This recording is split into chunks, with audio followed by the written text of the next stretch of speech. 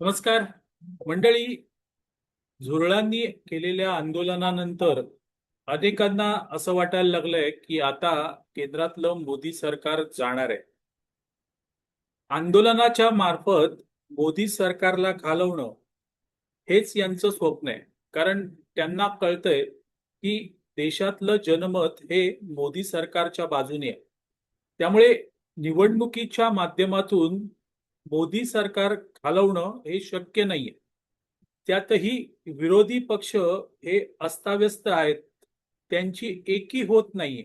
आणि त्यामुळे जे आंदोलनजीवी म्हणजे 70-80च्या दशकात ज्यांनी या वेगवेगळ्या आंदोलनामध्ये सहभाग घेतला होता, आता ते वार्धक्याकडे झुकलेले आहेत. पण ते मात्र 70-80च्या मानसिकतेतून बाहेर पडत नाहीयेत. त्यांना आजही असं वाटतंय की आपण किंवा तरुण पिढीने आंदोलन केलं तर मोदी सरकार जाईल. त्यासाठी निवडणुकीची गरज नाही. 70-80चं दशक असं होतं की ते आंदोलनाचं दशक मानलं गेलं.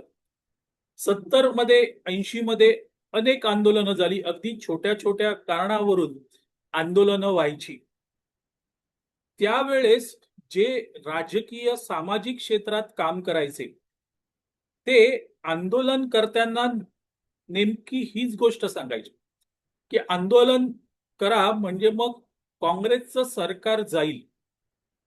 आंदोलनाच्या मार्फत काँग्रेसचं सरकार बरखास्त होईल ही आशा दाखवली जायची.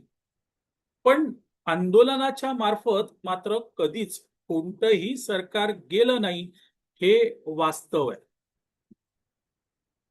त्या मानसिकतेतून ही मंडळी अजूनही बाहेर आलेली नाहीयेत. आणि त्यामुळे झुरळांनी दिपकेने आंदोलन केलं. त्याबरोबर यांना असं वाटायला लागलं की पुन्हा 70-80चं दशक आलेलं आहे आणि आता आंदोलनाच्या मार्फतच मोदींना हटवणं शक्य आहे.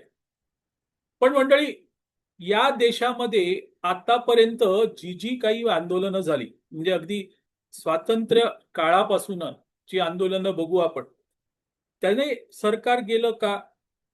स्वातंत्र्याच्या अगोदरची आंदोलनं झाली म्हणजे मग ते भारत छोडो आंदोलन असेल, सविनय कायदेभंगाची चळवळ असेल, असहकार चळवळ असेल, अशी विविध आंदोलनं झाली. त्यामुळे इंग्रज सरकार घाबरलं आणि ते देश सोडून गेलं असं म्हटलं गेलं. पण आता मात्र काही पुरावे पुढे येत आहेत आणि त्यातून हेही सिद्ध होते की सुभाषचंद्र बोस यांनी जी आझाद हिंद फौज निर्माण केली त्याचा दबाव इंग्रजांवर होता. आणि दुसऱ्या महायुद्धानंतर इंग्रजांची जगभरातील राजवट ही किळकिळी झाली होती. त्यात सुभाषचंद्र बोस यांच्या आझाद हिंद सेना याचं आव्हान होतं. आणि त्या एकंदरीत परिस्थितीमुळे आणि आता भारताचा राज्यकारभार करणं शक्य नाही यामुळे इंग्रज गेले हेही आता पुढे येत आहे.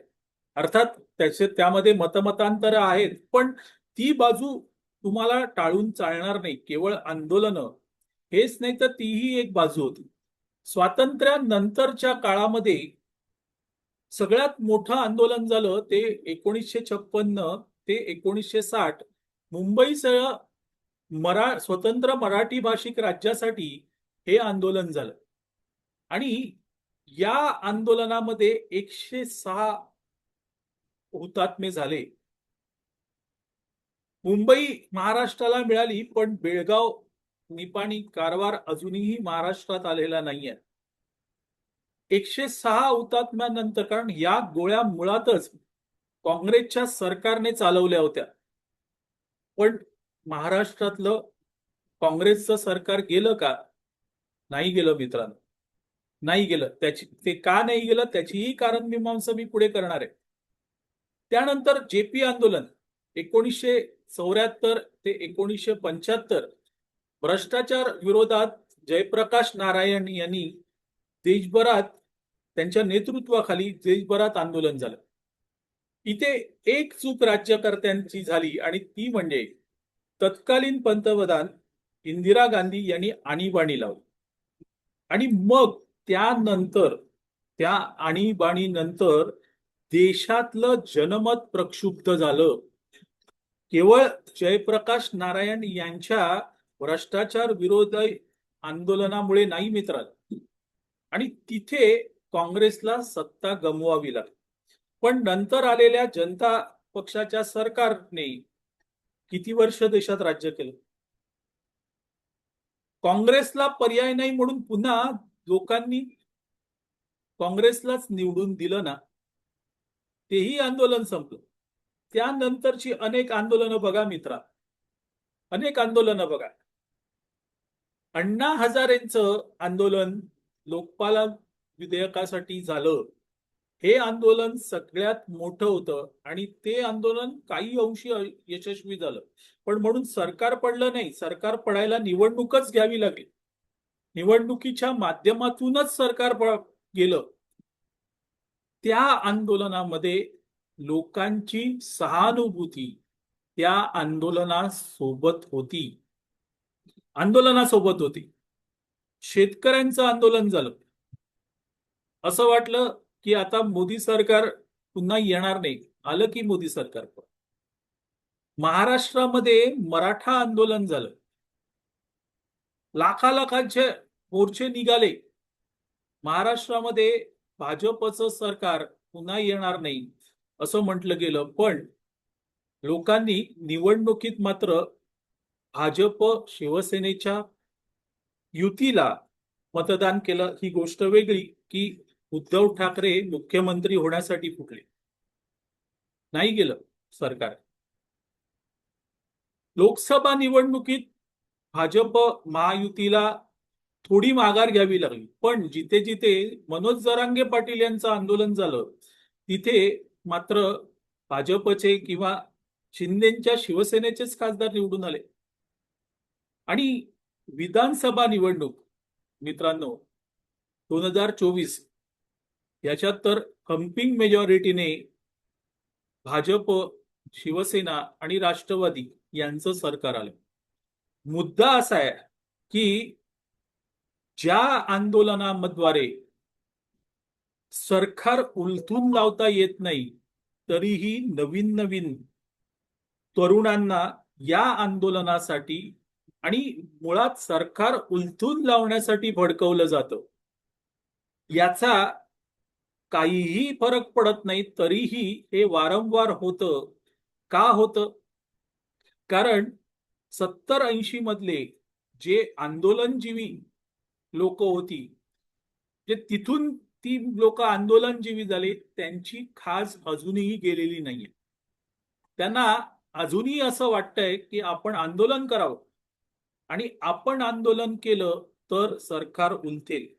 मग त्यासाठी तरुणांना सरकार उलथून लावण्याचं आमिष दाखवायचं. पण हे सत्य मात्र अजिबात सांगायचं नाही. हा यांचा कावेबाजपणा आहे. नवीन नवीन तरुण येतात आणि भ्रमनिरास होऊन मग मागे जातात.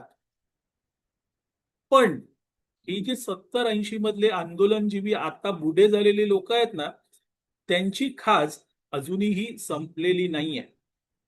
ते या तरुणांना कधी प्रोत्साहन देऊन तर कधी त्यांचं ब्रेन वॉश करून अशा आंदोलनासाठी उस्कवत असतात. आणि त्यांच्यावर केसेस झाल्या की मात्र त्यांना लांब सोडत असतात.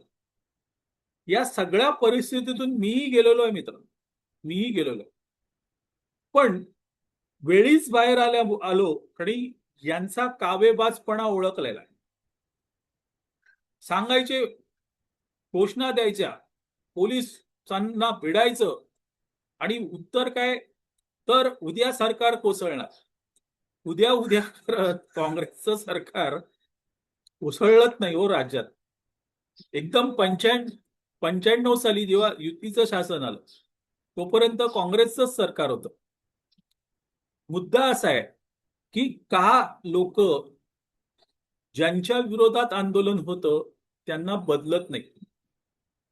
आणि ती मुख्य समस्या आहे मित्रांनो. या देशातल्या लोकांना, जी सर्वसामान्य लोक आहेत, त्यांना स्थिर सरकार हवं असतं. स्थिर सरकार हवं असतं मित्रांनो.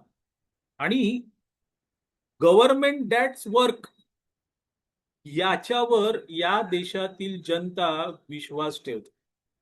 सातत्याने निवडणुका होऊन अस्थिर सरकार निर्माण करणं हे कुठल्याही व्यक्तीला नको आहे. स्थिर सरकार कोण देऊ शकतं? तर जो पक्ष मजबूत आहे, तोच, जो नेता सक्षम आहे, तो स्थिर सरकार देऊ शकतो. आणि म्हणून आणीबाणीनंतर जनता दलाचं सरकार त्यांच्या अंतर्गत बंडाळीत ती लोक पडले. त्यांनी स्थिर सरकार ते देऊ शकले नाही, म्हणून लोकांनी पुन्हा इंदिरा गांधींना निवडून दिलं. हाच मुद्दा आहे मित्र, हाच मुद्दा आहे. त्यानंतरची अनेक आघाडीची सरकार बघितली आपण राजीव गांधींच्या हत्येनंतर. काय झालं? देश देश देश मागे गेला, मागे गेला मित्रांनो देश. आणि मोदींसारखा सक्षम नेता मिळाल्यानंतर देशातील जनता त्यांच्या मागे उभी राहिली.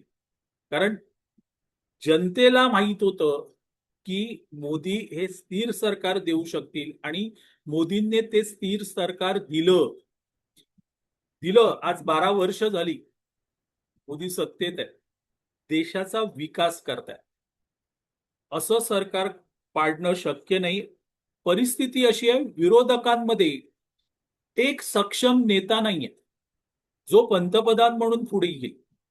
हा, आंदोलनजीवी राहुल गांधींना कितीही नेता मानत असले तरी राहुल गांधी पप्पू आहेत हे देशातील जनता जाणते मित्र. अगदी सर्वसामान्य लोक जाणतात. ते सांगतात की याच्या हातात देश गेला तर संपेल. मग अशा वेळेस हे विरोधी पक्ष ना एकत्र येऊन व्यवस्थित आघाडी तयार करू शकत, ना सक्षम नेता देऊ शकत.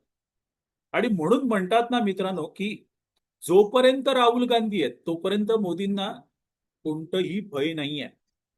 कारण राहुल सक्षम नाही हे देशातल्या जनतेला माहिती आहे. आणि राहुल नको असेल तर मोदी हवेत, हा पर्याय नाही. त्यामुळे दिपके किंवा या जुरळांनी कितीही आपटली, कितीही आंदोलनं केली, हा, देशात अराजकता निर्माण होईल, पण सहानुभूती कोणाला मिळेल?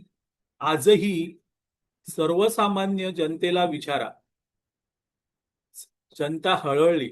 मोदींच्या विरोधात ज्या घोषणा दिल्या गेल्या त्यातून जनता हळहळली आणि सहानुभूती पुन्हा मोदींनाच मिळाली. यासाठी विरोधकांनी अभ्यास केला पाहिजे, पण विरोधक अभ्यास करणार नाही. कारण विरोधक ज्यांना बुद्धिजीवी समजतात ते बुद्धिजीवी नाहीत, तर ते बुद्धिभ्रष्ट लोक आहेत. त्यांची बुद्धीच भ्रष्ट झालेली आहे. आणि त्यांना आजही असं वाटतं की त्यांच्या तरुणपणामध्ये ज्या चुका केल्या त्याच चुका केल्या, त्याच कंटिन्यू झाल्या तरच देशातली सत्ता बदलू शकते. असे हे मूर्ख हे कोणत्या नंदनवनात वावरतायत हे तुम्हीच जाणा. असो मंडळी, तुर्तास इथे थांबतो. मी आबा माळकर आपली रजा घेतो. आपल्याला हा व्हिडिओ आवडला तर लाईक करा, शेअर करा, लक्षवेधला सबस्क्राईब करा. धन्यवाद.